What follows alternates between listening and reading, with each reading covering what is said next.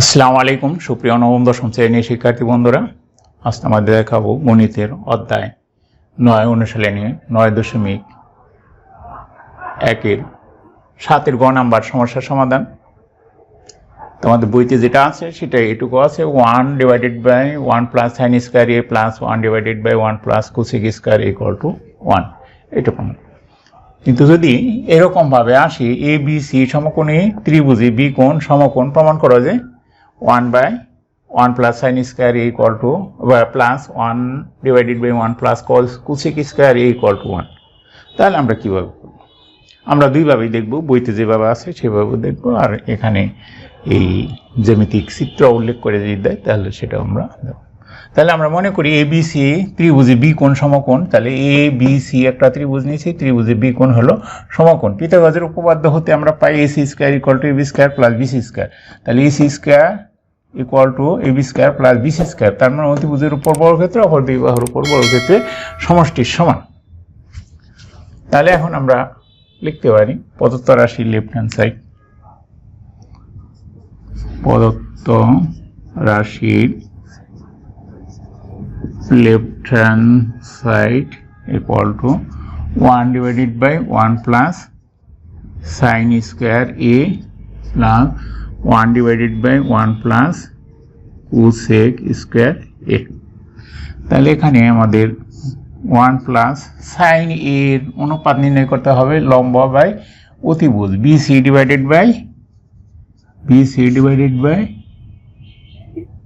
AC, তার মানে লম্ব বাই অতিভুজ যেটি স্কয়ার আছে আমরা হোল স্কয়ার দেব, প্লাস 1 ডিভাইডেড বাই 1 প্লাস, তাহলে সাইনের বিপরীত হলো কোসেক, তাহলে অতিভুজ বাই লম্ব, অতিভুজ হলো AC divided by BC whole square.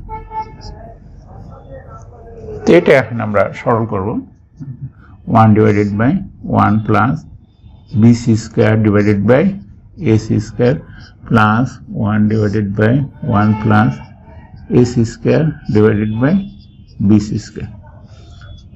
1 divided by AC square যদি লসাগু হয় তাহলে এখানে লেখা যায় AC square plus BC square plus 1 divided by, তাহলে এখানে BC square plus AC square divided by BC square. এটা যদি আমরা উল্টে দিই 1 ডিভাইডেড বাই 1 ইন্টু যদি দিই তাহলে নিচেরটা উপরে দেবে এসি স্কয়ার, নিচে AC square plus BC square plus 1 into এটা উল্টে দিলে বিসি স্কয়ারটা উপরে যাবে, তাহলে এটাকে আমরা একই ধরনের সাথে লিখি AC square plus BC square. তাহলে এটাকে এখন লেখা যায় AC square divided by AC square plus BC square plus BC square divided by AC square plus BC square.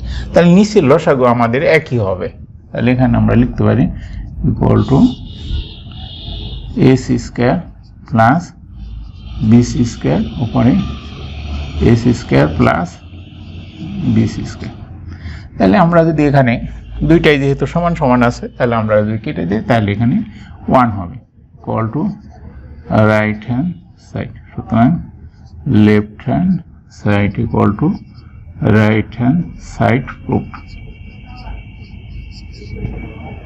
তাহলে আমাদের যদি এরকম ভাবে আসে তাহলে আমরা এখানে, আর যদি বইয়ের মতো আসে তাহলে আমরা এখানে লিখি left hand side 1 plus sine square A plus 1 divided by 1 plus cosec square A. তাহলে এখানে আমরা লিখতে পারি 1 plus sine square A plus 1 divided by 1 plus এটারে লেখা যায় 1 বাই সাইন স্কয়ার এ। তো এটাকে যদি আমরা লিখি 1 divided by 1 plus sine square A plus 1 divided by sine square A plus 1 divided by sine square A. তাহলে 1 divided by 1 plus sine square A plus 1 into এটা উল্টে দিলে সাইন স্কোয়ার, এটা গুণ চিহ্ন দিলে আমরা উল্টে দেবে যেহেতু ভাগ অবস্থায় আছে, 1 প্লাস সাইন স্কোয়ার এ। তাহলে এখানে লেখা যায় 1 plus sine square A plus sine square A divided by 1 plus sine square A. এখন যদি আমরা লসাগু করি 1 প্লাস সাইন স্কোয়ার এ উপরে 1 প্লাস সাইন স্কোয়ার এ, তাহলে এটা যদি কাটা যায়, আমরা যদি কাটা দিই বা এমনি সরাসরি লিখি, তাহলে এখানে আমরা কাটা গেলে আমাদের 1 থাকে, 1 equal to 1 equal to right hand side. তাহলে আমরা লিখতে পারি left hand side equal to right hand side proof.